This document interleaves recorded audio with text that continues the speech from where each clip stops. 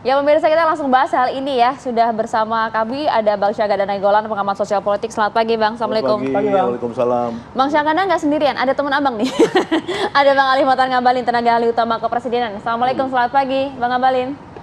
Selamat pagi Maria, Bayu. Assalamualaikum warahmatullahi wabarakatuh untuk Dr. Syahganda Nainggolan yang hebat. Waalaikumsalam, Dr. Ali Mohtar Ngabalin. Di bau-bau ya? Iya, lagi di bau-bau. Bau-bau, Sulawesi Tenggara. Siap. Ya, saya langsung mau ke Bang Syahganda kok ini, Bang. Pak Jokowi yang bersangkutan saja tidak mau ambil pusing untuk melihat hal ini, tapi nampaknya para relawannya gencar banget untuk melaporkan Rocky Gerung begitu, meskipun juga sudah ditolak oleh Mabes Polri. Tapi kalau Anda lihat ini sebenarnya bentuk hinaan atau kritikan dari kata-kata yang diucapkan oleh Rocky Gerung? Iya, itu terima kasih ya. Saya pikir pertama kan itu tafsir ya. Tafsir, jadi ini kan kejadiannya ada 2 tahun ini ya. Satu bulan Januari ya, itu ketika Cak Nun atau MH Ainun Najib mengatakan Pak Jokowi ini seperti Firaun. Firaun itu kan simbol raja yang pengen diagung-agungkan seperti Tuhan, dan itu simbol kejahatan. Nah, yang kedua Pak Rocky Gerung, ya, yang ketika melakukan satu ceramah di hadapan tokoh-tokoh buruh mengatakan BT tadi ya, quote BT. Nah, karena diulas sebelumnya bahwa Pak Jokowi cawe-cawe soal jualan IKN ke Cina, menyerahkan begitu banyak konsesi ke Cina soal IKN, dan kedua soal cawe-cawe di parpol-parpol. Yang ini menurut Pak Rocky Gerung itu tidak mengurus rakyat, dalam hal itu dia berhadapan dengan buruh, jadi ada konteksnya. Buruh ini kan akan demo, sekarang udah mulai demo nih, jalan dari Bandung sampai tanggal 10. Jadi dia memberikan satu penafsiran bahwa Pak Jokowi ini loh dia bilang, nah BT itu yang diketahui. Nah, menurut saya MH Ainun Najib dan Pak Rocky Gerung di sini berbeda ya. Pak MH ini melakukan kritik, atau orang-orang yang dulu juga merasa pro dengan Jokowi itu menganggap hinaan karena disebut sebagai Firaun. Tapi Firaun itu menurut saya sakralisasi. Sakralisasi artinya bagaimana membuat Pak Jokowi ini seperti raja, walaupun dia lalim ya, raja lalim. Kalau Rocky Gerung ini memang tradisinya dari dulu, dia ini kan tradisinya itu kalau mau dilihat itu adalah dari Perdana Menteri Indonesia pertama, Dr. Sahrir. Ini ada partainya, ada pemikirannya. Jadi Rocky Gerung ini generasi terakhir. Nah, dia tuh selalu memang desakralisasi. Jadi dia nggak mau menganggap semua itu kayak bapak bangsa, bapak ini, enggak. Dia bilang ini Anda presiden, saya berhak kritik. Berarti kritikan Bang Syahganda ya, sebenarnya apa yang disampaikan oleh Bang Rocky Gerung kemarin adalah substansinya kritik. Ya, dengan kata-kata dia sudah katakan kritik, dan kemudian Pak Jokowi kenal dengan Rocky Gerung, ya baik langsung maupun tidak langsung. Ya langsung, misalnya gini, anak Pak Rocky Gerung itu beberapa bulan lalu berkunjung ke rumah Rocky Gerung, ya kan artinya akrab dong, ya Gibran kan gitu kan. Yang kedua, di sebelah Pak Rocky Gerung ini misalkan Luhut Binsar Panjaitan itu mempunyai kedekatan khusus dengan Rocky Gerung, misalkan waktu Pak Luhut launching buku, pembicara utamanya adalah Rocky Gerung. Jadi maksud saya artinya Pak Jokowi ketika mengatakan ini soal kecil, dia udah tahu siapa Rocky Gerung. Persoalannya yang demo-demo ini, apakah dia tidak tahu, apakah dia mempolitisasi, karena ini kan tahun pemilu, semua orang mau mempolitisasi. Berarti itu kritikan, ada relasi juga tadi sebenarnya Pak Bang Rocky Gerung sama Pak Presiden. Saya langsung ke Bang Ngabalin. Bang Ngabalin, kalau Anda melihat apa yang disampaikan oleh Rocky Gerung dan sekarang sudah dilaporkan, bentuknya kritikan atau hinaan, Bang?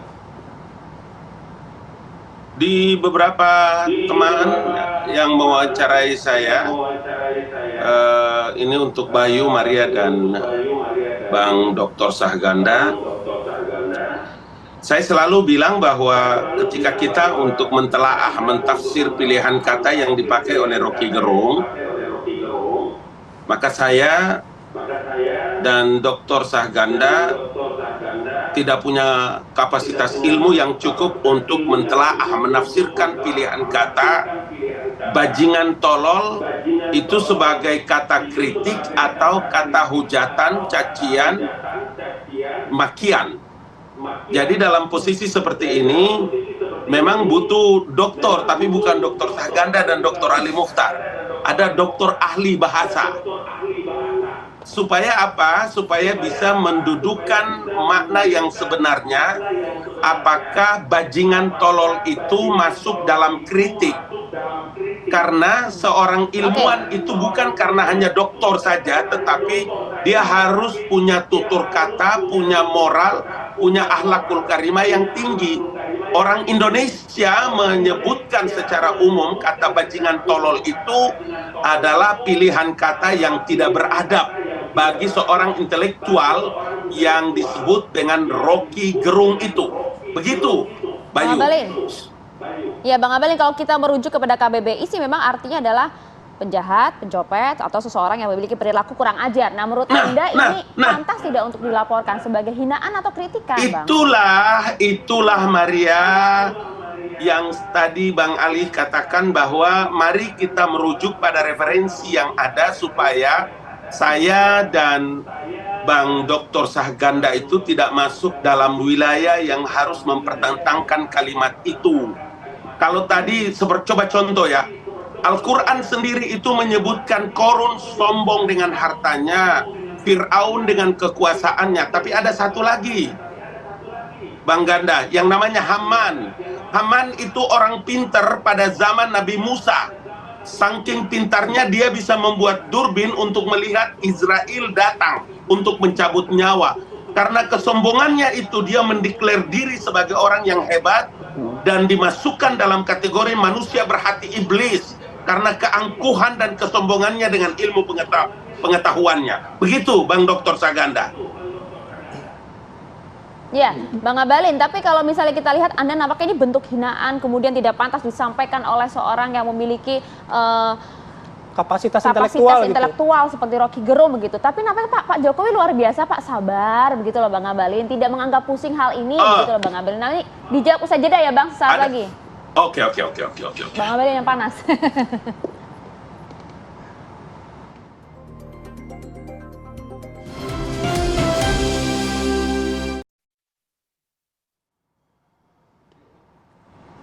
Ya, pemirsa, kita lanjutkan diskusi masih bersama dengan Bang Sahganda dan juga Bang Abalin. Tadi pertanyaan ke Anda, Bang Abalin, Pak Jokowinya saja nampaknya sabar begitu Bang Abalin, tidak menganggap ini suatu hal yang penting untuk ditanggapi menurutnya. Hal yang kecil, saya maunya kerja aja gitu. Tapi kenapa Anda tadi menanggapinya cukup serius, Bang Abalin?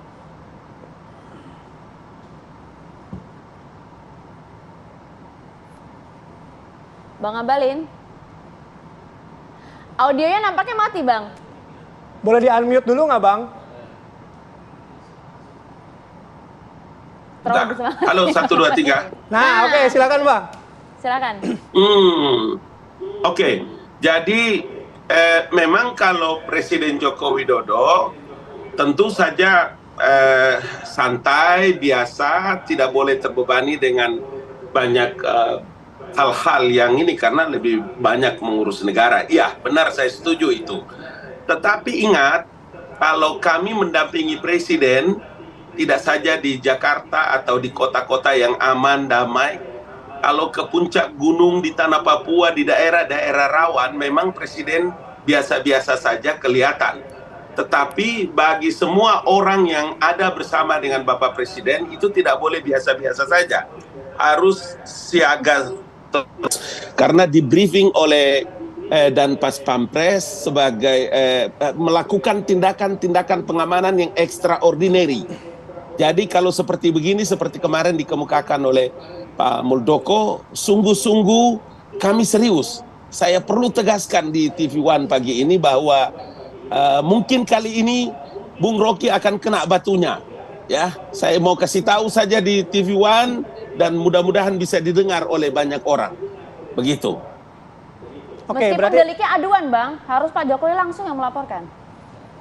Iya, nanti kita serahkan sepenuhnya kepada kepolisian negara, karena negara ini ada aturan, orang menyebutkan delik aduannya terkait dengan siapa orang yang dirugikan, presiden harus ini dan lain-lain sebagainya.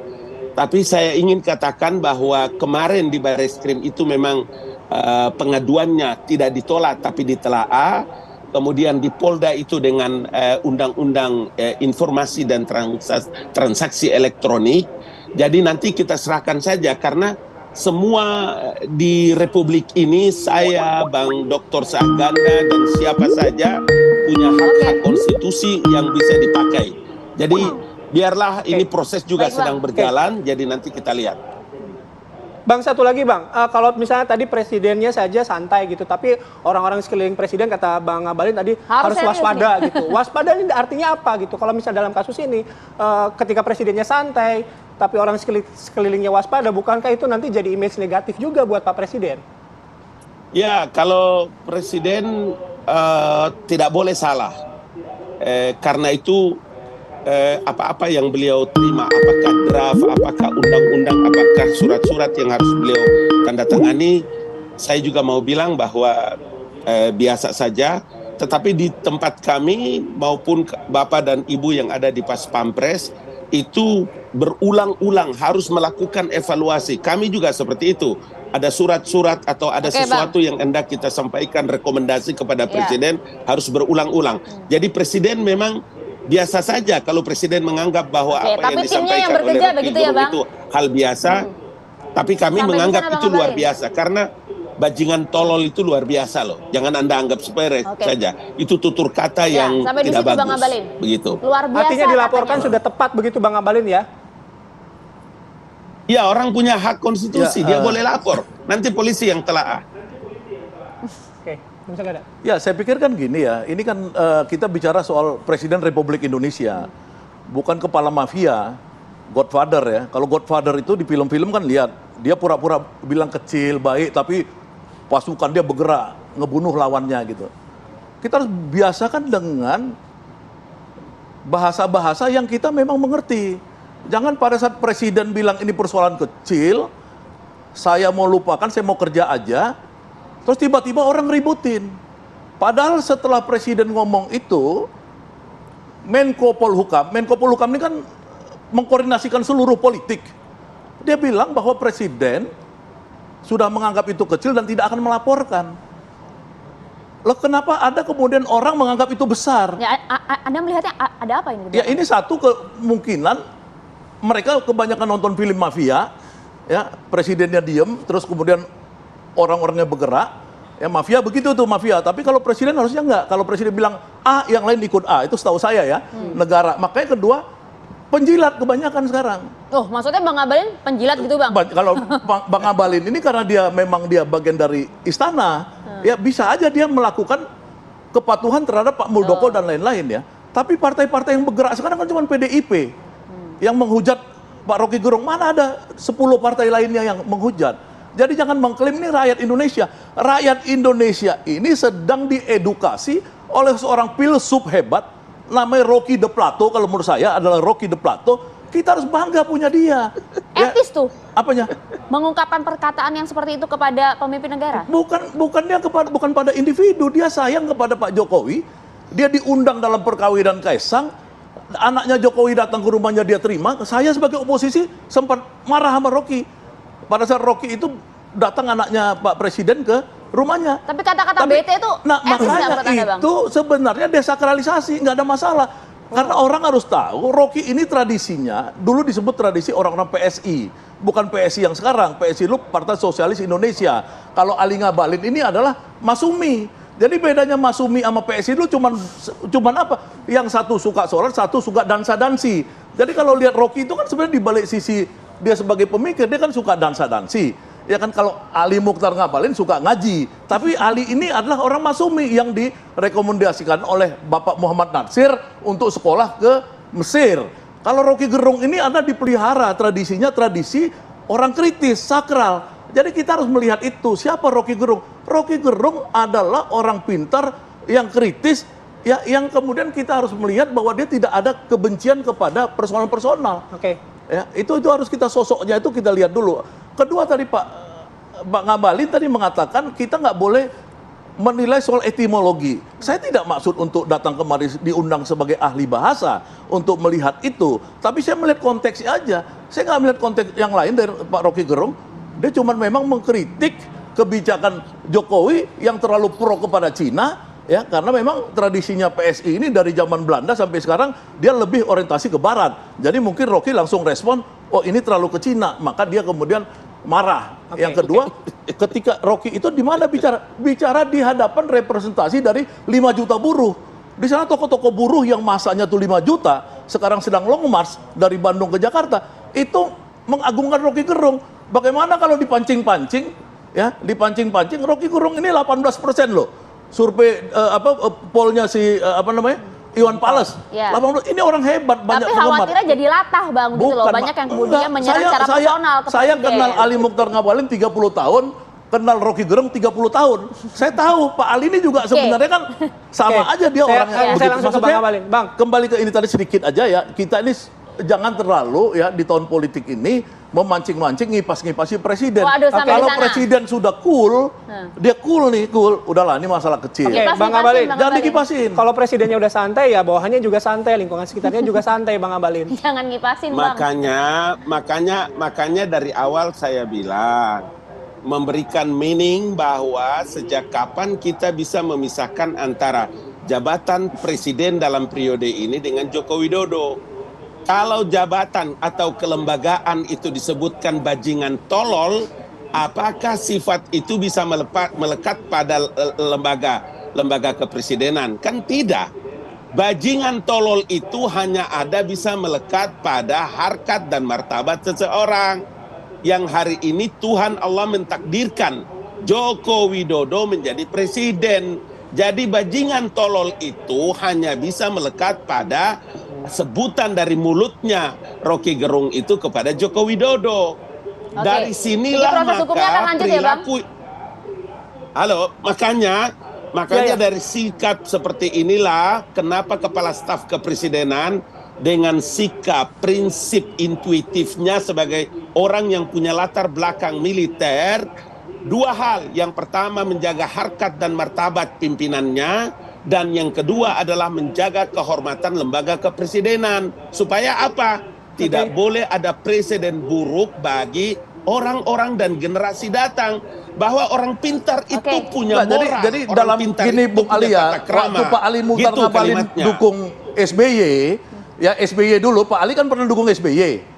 Ya kan? Itu SBY itu dibawa kerbo ke depan istana, ditulis nama dia SBY. Waktu orang mengkritik, itu lebih kejam lagi kritiknya. Ali Mukhtar Ngabalin waktu itu dukung SBY, ya nggak ada tuh demo-demo. SBY bilang apa? Ya udahlah ini demokrasi. Jadi dalam demokrasi itu ini bukan teokrasi, bukan kerajaan. Ya, tapi SBY menggunakan hak Presiden konstitusinya fungsinya lapor ke itu polisi, dikritik kan? biasa aja lah, udah. Dia datang ke Ya, polisi, gimana? tapi Pak SBY datang ke polisi, betul. Iya, Pak SBY datang ke Iya. polisi. Waktu Pak SBY datang ke dihina, polisi melaporkan. dihina datang ke polisi. Ya kan? Sekarang silakan aja sebenarnya, ya kan? Kan udah dibilang sama Pak Mahfud MD, ya kan, bahwa itu tidak ada pelaporan. Tapi kalau mau dianulir, nanti rapat nih, Menko Polhukam rapat, KSP diundang nih sama Pak Mahfud MD.